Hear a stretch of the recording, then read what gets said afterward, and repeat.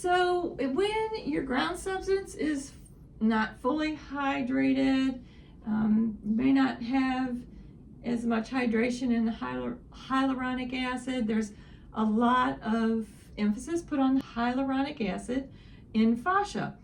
But really what's most important about fascia for its mobility is the orientation of the negative charge outside of the fascia in the ground substance of the hyaluronic acid. So the hyaluronic acid is consisting of that negative charge that is outside of that fascia in that zone.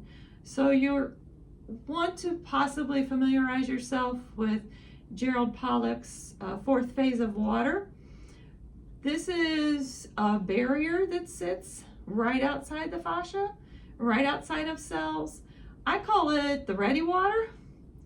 It's got a little bit more negative charge. It's like a potential that's just sitting there of negative charge.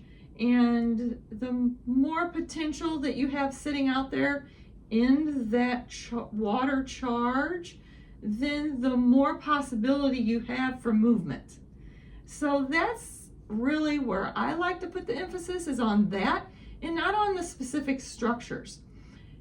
Our previous thought in biology is that the structures are the most important. The newer thoughts of biology are more quantum, and it's more based on, maybe it's more the photons of light or the molecules that are more important, maybe the electrons and the charges, because those can act more on the quantum level and more through a wave through the entire organism, whereas the structures work more just on that chemical structural level in a more localized focal area. So I try to think of more in terms of the quantum and what's going on, and the more we build that quantum potential, the more we build that accessible chargeable field, then the more potential we have for the fascia to move and reorientate itself. Because I feel it's actually the fascia that communicates through the body before the nerves do. Because a fascia actually conducts electrical charge faster than the nerves.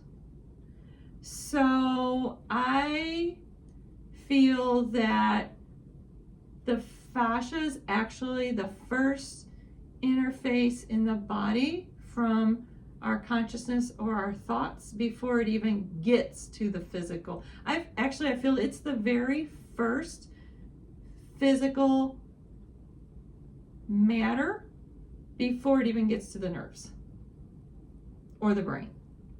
So it's a little bit of a spiritual approach, and that might not be a very popular approach. But I have seen that thoughts are what drive the fascia.